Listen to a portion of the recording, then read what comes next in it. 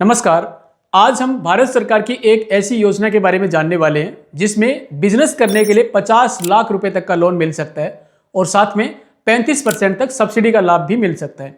यानी कि मान लेते हैं आप 10 लाख रुपए का लोन ले रहे हैं बिजनेस के लिए, तो उसमें आपको 3.5 लाख रुपए तक सब्सिडी के रूप में छूट मिल सकती है। आज बात करेंगे prime minister employment generation program यानी कि PMEGP योजना के बारे में। PMEGP योजना, इसे हिंदी में प्रधानमंत्री रोजगार सृजन कार्यक्रम कहते हैं। इस योजना का सीधा सा मतलब है रोजगार पैदा करो। इस योजना का उद्देश्य है शहरी क्षेत्र में और ग्रामीण क्षेत्र में छोटे छोटे उद्योग स्थापित करना। अगर आप एक उद्यमी हो और बिजनेस के लिए लोन लेना चाहते हो तो यह वीडियो आपके लिए A to Z गाइड होगा। इस वीडियो को लास्ट तक पूरा देखना ताकि आपको आपके टाइम की सही वैल्यू मिल सके, आपको कुछ जानने के लिए मिले, और चैनल को सब्सक्राइब जरूर कर लेना। इस वीडियो में हम जानने वाले हैं PMEGP योजना क्या है और इसमें लोन लेने के लिए कौन पात्र होती है, कितना लोन मिलता है, किस सेक्टर के लिए कितना आपको लोन मिलेगा, इसमें जो सब्सिडी है वो आपको कैसे मिलेगी। सब्सिडी के लिए जनरल कैटेगरी के लिए सब्सिडी का परसेंटेज अलग है और स्पेशल कैटेगरी वालों के लिए सब्सिडी का परसेंटेज अलग है, तो इस पार्ट को समझ लेना जरूरी है। इसके अलावा इसमें प्रोजेक्ट रिपोर्ट की बहुत जरूरत होती है। आपके पास आपके बिजनेस की एक स्ट्रॉन्ग प्रोजेक्ट रिपोर्ट होनी चाहिए। प्रोजेक्ट रिपोर्ट आपके बिजनेस का ब्लूप्रिंट होता है। तो प्रोजेक्ट रिपोर्ट कैसे तैयार की जाती है, किन चीजों का ध्यान रखना है और प्रोजेक्ट रिपोर्ट कैसे तैयार करें, इस पूरी जानकारी को एग्जांपल के माध्यम से समझेंगे। तो अगर आप बिजनेस लोन लेना चाहते हैं तो आपके लिए काफी वैल्यूएबल वीडियो रहेगा। तो सबसे पहले जान लेते हैं कि PMEGP योजना क्या है और इस योजना में लोन लेने के लिए कौन एलिजिबल है। PMEGP ये एक केंद्र सरकार की योजना है और इसमें नया बिजनेस करने के लिए लोन मिलता है। इस योजना में आपको उत्पादन क्षेत्र के बिजनेस के लिए लोन मिल सकता है और सर्विस सेक्टर बिजनेस के लिए लोन मिल सकता है। अगर आप किसी वस्तु का उत्पादन करते हैं तो इस योजना में मैक्सिमम 50 लाख रुपए तक का लोन ले सकते हैं और अगर आप किसी वस्तु की सेवा देते हैं तो आप इसमें मैक्सिमम 20 लाख रुपए तक का लोन ले सकते हैं। उत्पादन क्षेत्र, जैसे मान लेते हैं कि आपका कोई दालें बनाने का बिजनेस है, यानी कि कोई दालें बनाने का या इससे संबंधित कोई चीज का उत्पादन करने से संबंधित बिजनेस है किसी भी प्रकार का, तो आप इसमें 50 लाख का लोन ले सकते हैं। और अगर आप कोई सेवा देते हैं, जैसे एग्जांपल के लिए मान लेते हैं कोई ब्यूटी पार्लर का बिजनेस है, ये एक सर्विस सेक्टर का बिजनेस है, तो इस प्रकार के बिजनेस के लिए जो सेवा देने का काम हो जिसमें, उसमें अधिकतम 20 लाख रुपए तक का लोन ले सकते हैं। इस योजना में लोन लेने के लिए पात्र कौन कौन है, तो सबसे पहले आवेदक की उम्र 18 साल से अधिक होना चाहिए, वो भारत का नागरिक होना चाहिए। इसके अलावा नए बिजनेस के लिए इसमें लोन दिया जाता है। अगर आप कोई नया बिजनेस करना चाहते हैं तो लोन ले सकते हैं। अगर आपने पहले किसी सरकारी योजना में लोन और सब्सिडी का लाभ लिया है तो आपको PMEGP योजना में लोन नहीं मिलेगा।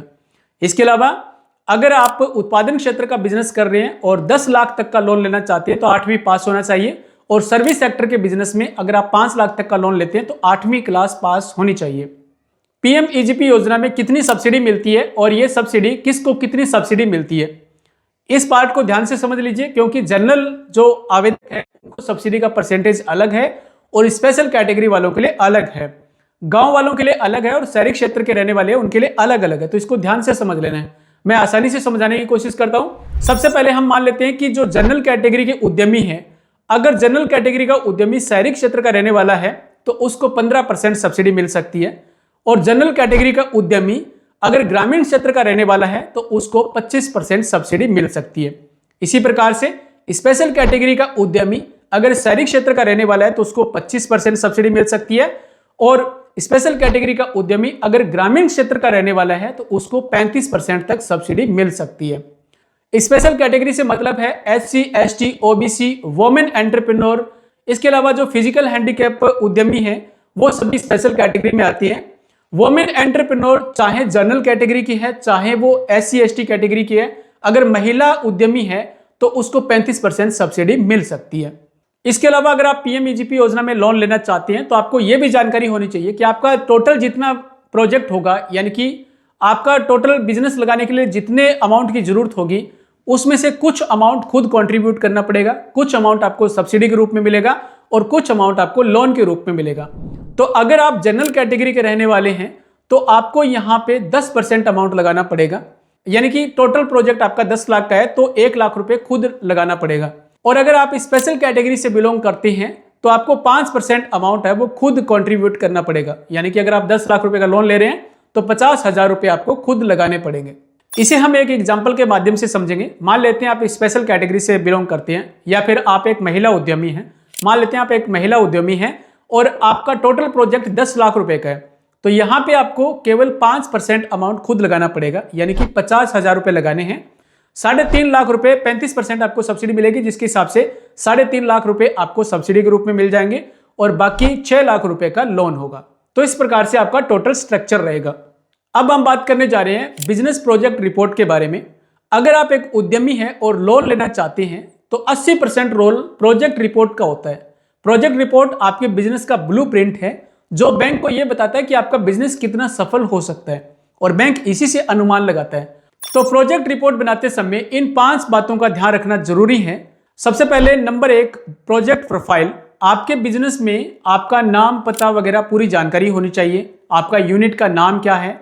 दूसरा, बिजनेस की एक्टिविटी क्या है, यानी कि आपका बिजनेस क्या है, मैन्युफैक्चरिंग का है या सर्विस सेक्टर का है।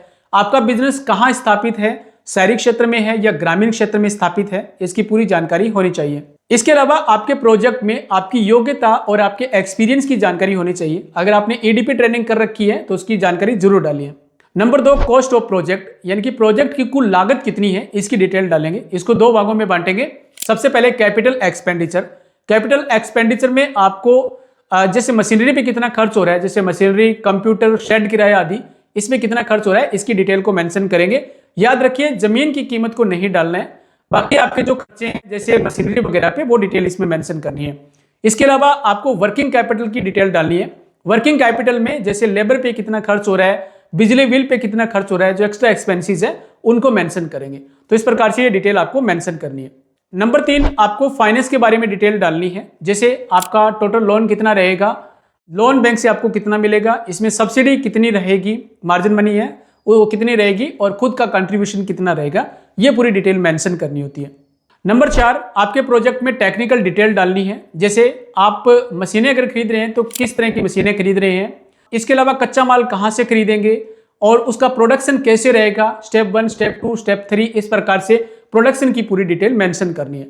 और नंबर 5, आपके प्रोजेक्ट में फाइनेंस की कंप्लीट डिटेल मेंशन करनी है कि आप कितना बिजनेस कर सकते हैं, यानी कि कितना माल बेच सकते हैं, माल आप कहाँ पे बेचेंगे, उसमें से आपका प्रॉफिट कितना बन सकता है। ये जो सेक्शन है यही बैंक को बताता है कि आपका बिजनेस प्रॉफिटेबल हो सकता है या नहीं हो सकता है और आपके बिजनेस में कितना कंपटीशन है। इस प्रकार की कंप्लीट डिटेल आपको मेंशन करनी होती है।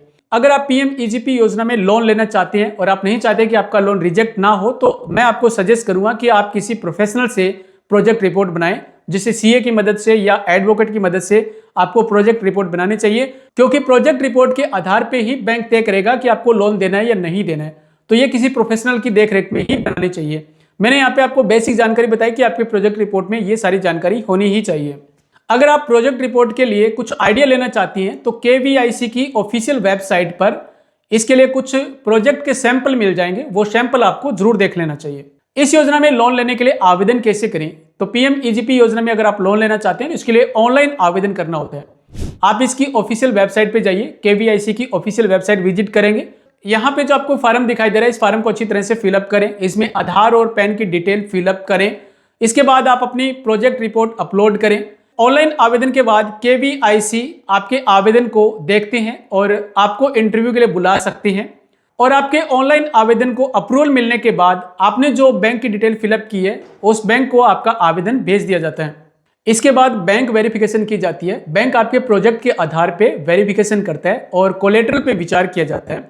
अगर आपका लोन 10 लाख रुपए से कम होता है तो आपको बिना कोलेटरल के लोन मिल सकता है। ये सारी डिटेल कंप्लीट होने के बाद आपका लोन डिसबर्स कर दिया जाता है और लोन डिसबर्स होने के बाद आपको ईडीपी ट्रेनिंग लेनी होती है। ईडीपी ट्रेनिंग जिसका मतलब है एंटरप्रेन्योर डेवलपमेंट प्रोग्राम। ये ट्रेनिंग ऑनलाइन ही होती है और ये ट्रेनिंग लेने के बाद ही आपको सब्सिडी मिलती है, तो ये ट्रेनिंग लेना जरूरी है। अगर आप लोन लेना चाहते हैं पीएमईजीपी योजना में तो पहले भी ईडीपी ट्रेनिंग ले सकती हैं। अगर आप चाहें तो पहले ले सकती हैं या फिर आप बाद में ईडीपी ट्रेनिंग ले सकती हैं, लेकिन ईडीपी ट्रेनिंग का सर्टिफिकेट आपके पास होगा तब भी आपको सब्सिडी का बेनिफिट मिलेगा। तो दोस्तों, पीएमईजीपी आपके लिए एक शानदार अवसर है। अगर आप अपना बिजनेस करना चाहते हैं और आपके पास एक स्ट्रॉन्ग बिजनेस मॉडल है और एक प्रोजेक्ट रिपोर्ट है, डिटेल प्रोजेक्ट रिपोर्ट है, तो आपके लिए ये एक वरदान साबित हो सकता है और आप इस लोन पे 35% तक सब्सिडी का लाभ ले सकते हैं। बिजनेस के लिए प्रोजेक्ट रिपोर्ट कैसे बनाई जाती है, अगर इसके लिए कंप्लीट वीडियो देखना चाहते हैं, एक डिटेल वीडियो देखना चाहते हैं, तो इसके लिए कमेंट जरूर कीजिए कि प्रोजेक्ट रिपोर्ट का डिटेल वीडियो बनाएं, और इस वीडियो को लाइक करना मत भूलना। वीडियो को लाइक कर दीजिए और इस वीडियो को जरूरतमंद लोगों के साथ शेयर जरूर कीजिए। चैनल को सब्सक्राइब कर लेना। यह वीडियो पूरा देखने के लिए आप सबका बहुत बहुत धन्यवाद।